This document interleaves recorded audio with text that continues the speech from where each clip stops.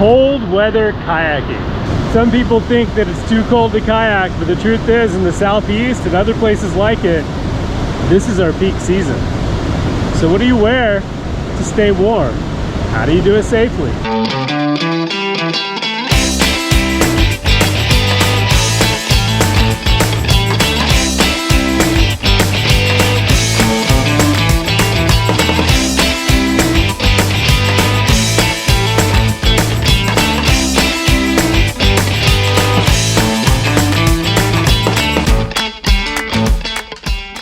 Wetsuits, dry suits, fleece, Under Armour, the list goes on and on. People suggest all kinds of things for what to wear for winter paddling. Not everything is actually a great idea.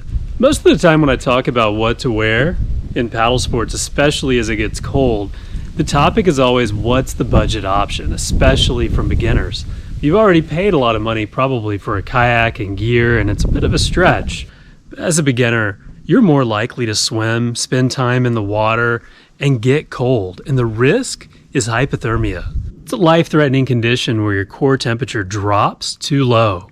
And you lose your ability to think clearly, make good decisions, and you lose your fine motor skills. Hypothermia is a serious condition, and a proper layering system is what can help avoid it. The less experienced you are, the more vital it is you have the right winter gear, the right setup for paddling as it gets cold.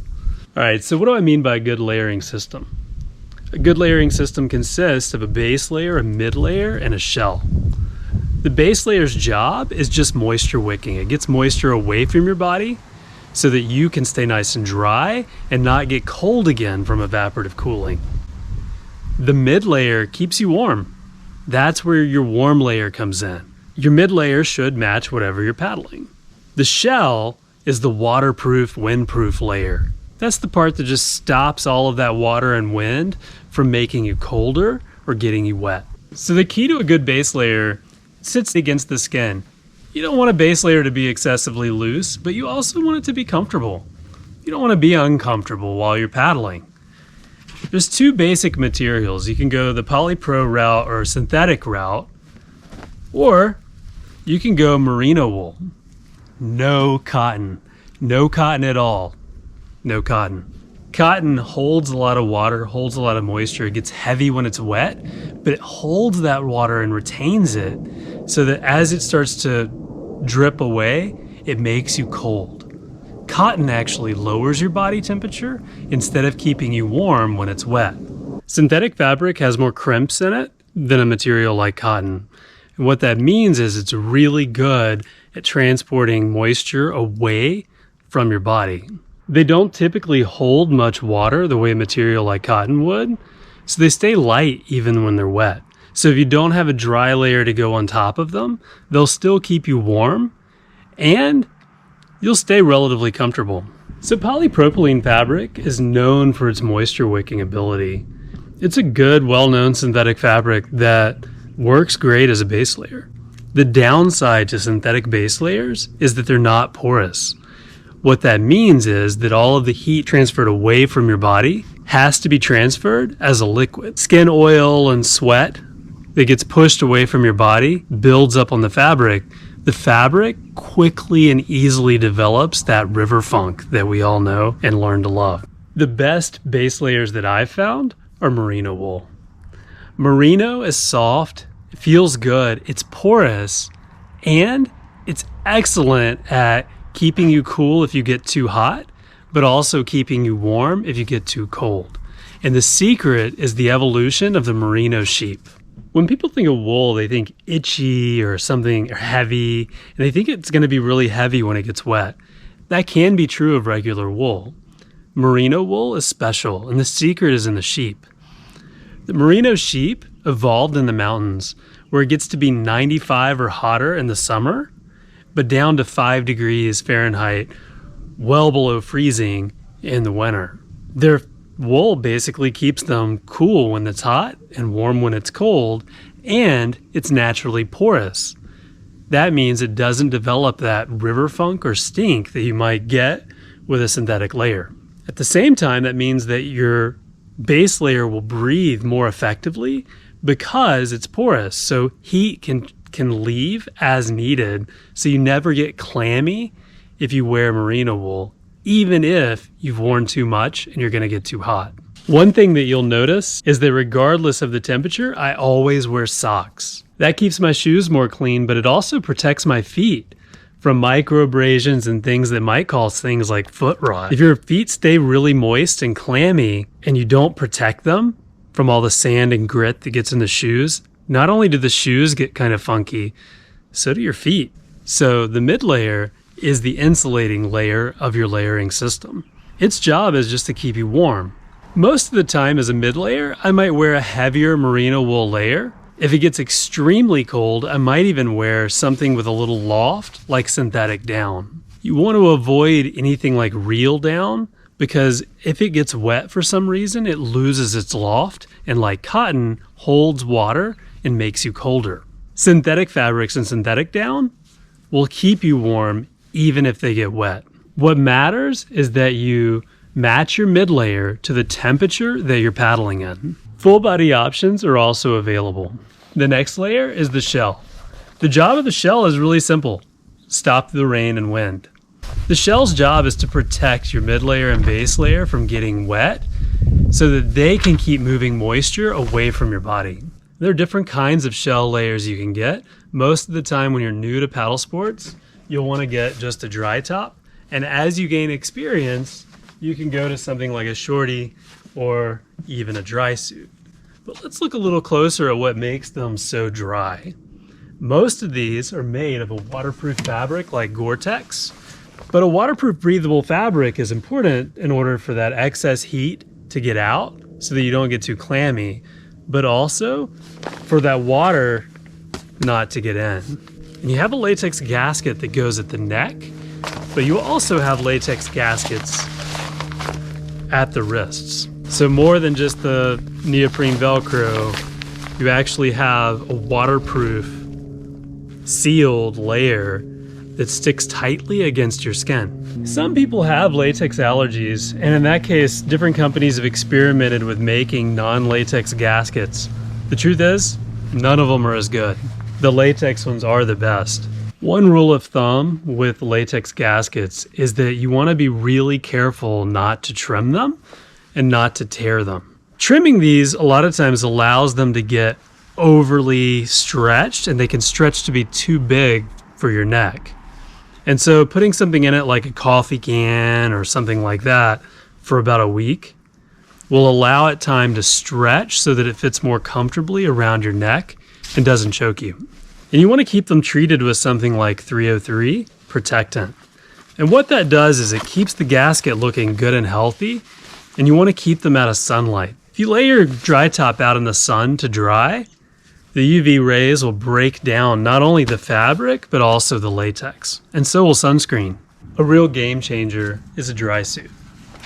Dry suits keep you dry, except for your face and your hands. They also keep you really warm. It's way more comfortable when you can get off at the end of a day on the river and have dry clothes on still. It's typically one piece, sealed all the way through the torso. There's usually some sort of a relief zipper. Different companies have come up with different ideas for both men and women. For men, we have a nice comfortable relief zipper for the most part in the front. For women, different companies have come up with a lot of different ideas. I think the best thing is probably the waist zip, where it separates completely. So I would check different manufacturers and find whatever works best for you. But if you found something that works really great for you, post it in the comments. I want to hear it below. Dry suits are known for their gaskets and typically for having booties, waterproof booties that cover your feet and go into your shoe. If you get a dry suit, make sure that you never walk around in your dry suit booties. And it's actually a really good idea to put thin socks on over them, or wear thinner socks on the inside and the thicker socks on the outside, just to make sure that you're not causing any damage to the waterproof booties. There's nothing more annoying than getting out of your boat completely dry in your warm, fuzzy clothes, only to have one wet sock. It's important to take care of a dry suit when you get them, But one thing to consider as a beginner, dry suits may seem like a far off purchase, but the reality is you're going to need it more. You'll be more likely to swim, getting out to scout more, spending longer days on the river. You're probably not going to be lapping things really quickly. You'll be gradually working your way down, and typically with slower moving groups. So as a beginner, I would say a good dry suit is probably a more important purchase than even a good kayak. And a dry suit is a game changer so that you can focus on what really matters, which is learning how to kayak, focusing on your skill, and really just enjoying your day on the river. So I highly recommend getting a dry suit as soon as you can. The downside to getting a used dry suit, even though it is relatively easy to replace gaskets, is that the seams of a dry suit can wear over time, and it's really difficult to waterproof a dry suit once those seams start to break down. But it's still going to be better than nothing. All right, so the question that I see coming up every year is, what wetsuit do I buy to kayak? The truth is, as an avid surfer and scuba diver that scuba dives in all kinds of conditions, I still do not recommend wearing a wetsuit for paddle sports ever. There's a few reasons for that. But first, let's talk about what makes a wetsuit work and how they function. So a wetsuit is made to trap a thin layer of water, to hold really a thin layer of water against your skin. A proper wetsuit should fit snugly against the skin, preventing an extra layer from forming in between. The neoprene fabric holds that water, and your body uses your core to warm it up. The thing is, if your core temperature drops, you lose your ability to warm the wetsuit. So you end up with the same problem that you could end up with wearing cotton or even down. Wetsuits work great for scuba divers because once you've warmed that layer of water, it stays against your skin throughout your entire scuba dive. When you're surfing, you're sitting in the water and you're constantly moving, working, paddling back and forth, but you're maintaining that water also in the wetsuit. When we kayak, we're getting out of our boats a lot. We're getting up, we're scouting, we're standing, we're dry sometimes, we're paddling other times. And we're on the water for very extended periods of time rather than just a short surf session or a short scuba dive. Scuba dives don't typically last very long, and if they do, scuba divers wear a dry suit. Most scuba divers switch to a dry suit when the water drops below 50 degrees, and for river kayaking, that's quick. That happens early on in the winter. The other problem with wetsuits is mobility. Scuba diving wetsuits are designed to have the maximum mobility in the legs for kicking, but they don't compress or stretch very well around the core because that's what it takes to keep you warm. So scuba diving wetsuits are very difficult to paddle in, and they're not made to stretch in a sitting up position. They're made to be worn while streamlined. Surfing wetsuits are designed for pretty good movement and stretch, but only in the limbs.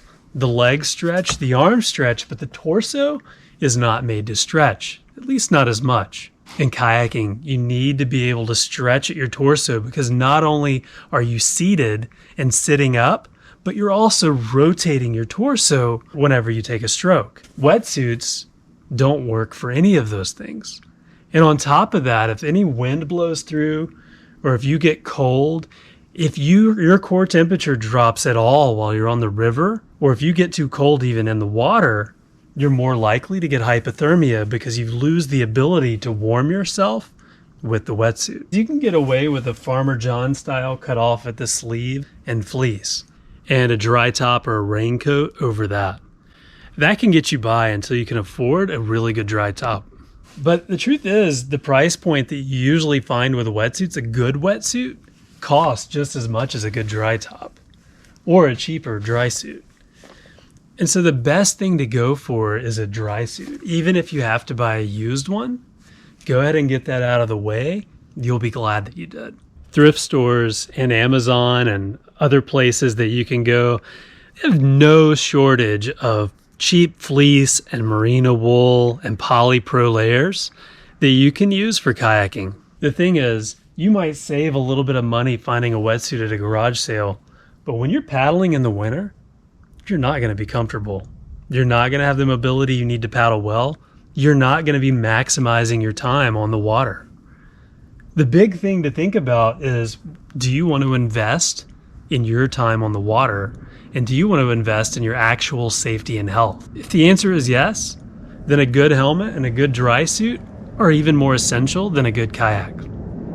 In paddling, you can spend a lot of money long term trying to save money short term. This is really better just to buy the right stuff right off the bat so that you can focus on what really matters, enjoying your time on the river. So now that we've covered all of the different parts of the layering system, what do I wear kayaking? Well, let's see. When it's warm outside and the water is warm, typically in the summer, I'll just wear board shorts and sometimes a tank top or rash guard. And then I'm comfortable. A lot of times I'll wear something underneath my shorts like this, just because I like to protect my legs against the things that are in my boat or the sides of my boat, or plants like poison ivy when I'm hiking around the riverbed. The great thing about merino wool is that it cools me if I get too hot, but it warms me if I get too cold. So it provides excellent insulation to just keep me comfortable no matter what's happening. As it gets a little cooler outside, especially in the fall, typically my base layers get a little bit more long sleeved. And a lot of times I'll wear either a shorty dry top like this one, or as it gets a little cooler, I might wear an even warmer mid-layer top. This merino wool top by Icebreakers is really comfortable as it gets cold, but if I put this layer on, I'm definitely gonna wear at least a full dry top like this one. If you can only afford one, I recommend just getting a dry top because it'll be more versatile. You can wear the dry top with a thinner base layer, or you can wear the dry top with a heavier base layer and a mid layer if it gets colder. And a lot of times I'll wear this one under a dry suit. When it gets really cold, a lot of times I'll wear a onesie like this one underneath a dry suit, like this one. This is the synthetic version, or a fleece like this one. If I'm wearing this, it's also a great opportunity to wear my fuzziest, softest socks under my dry suit. The thing about a dry suit is that a dry suit like this keeps you warm and cozy and keeps your body dry no matter how cold it gets. So even as your core temperature drops, you have the ability to warm yourself back up. It's important that you take into account how cold you're likely to get on a swim or a rescue. In Chile, where the water was really cold, glacier melt, but it was really warm outside, we were still paddling in the shade. So if the run was pool drop and it was easy to get out, I might have just worn a dry top. But if the river was more continuous, I might even wear a dry suit or even pile on as many clothes as I had. Because if a swim happened or a rescue had to happen, I wouldn't have been able to stop and I would have gotten really cold otherwise. It's also important to take into account what works best for you. On a day where I'm in shorts and a dry top and I'm feeling really comfortable, my girlfriend might be in a dry suit wearing lots of layers. The temperature that I shoot for, if the air temperature and the water temperature are not that far off, I like to be pretty comfortable before I put in. It's okay to be a little bit warmer at the put in if you don't paddle as hard. But if you're about to paddle really hard and you're already warm at the put in, you're probably going to get too hot. So a big question I get is, how do you keep your hands warm when you're paddling in the winter? You know, the truth is, I've been paddling so long, I don't wear anything over my hands most of the time. Even in glacier melt and snow melt, most of the time, I just barehand it. But gloves can really be challenging to use because you can't feel your paddle very well. And if you have to do anything fine motor with gloves on, you'll find it's hard. So if you get involved in a rescue and have to tie rope or untie rope, gloves can be a pain. There is a solution though, and that solution? Pogies. Pogies are actually a great way to keep your hands warm. And the nice neoprene ones stay on your paddle and you can just slide your hands in. So you have direct grip on the paddle, but your hands will stay nice and warm. And if you need to take your hands out, you can take your hands out. What I've found is that pogies are extremely warm, so it has to be snowing before I'll even consider. But if you're prone to cold hands, people wear pogies all the time and they work really great. The main thing is to make sure that if you do use pogies, you use a kind of pogies that you're able to get your hands out quickly and efficiently if you need to pull your spray skirt or participate in a rescue. Because my hands get really warm, I do something a little funny. A lot of times I'll use one pogie and I'll heat up one hand at a time and I'll slide it over, and while my hand's kind of cooling down, I'll warm the other hand. It's just something I do. You might want to try it too. I get too hot if I use both pogies. I don't usually wear any special shoes in the winter, but I do think that it becomes even more important to wear good footwear. The problem with booties is that booties like this don't provide any actual support or arch support, and they don't really have good traction. So you're more likely to get hurt walking around the river. I like to wear something like these, which has really sticky rubber soles that's designed for climbing. But the main thing is find good footwear with good arch support and excellent traction on wet rocks. No matter what the temperature is, one of your essentials needs to be earplugs. If you don't already know about surfer's ear, the bone growth that happens in your ears from cold water and wind, make sure you check out my surfer's ear video. I'll link it below. If you like this video, make sure you like and subscribe, pass it around, share it. And if you see somebody looking for what to wear in the winter, share this video. It'll at least give them a starting point, and it helps keep this project going. I hope you guys have enjoyed this video. I'll see you on the river.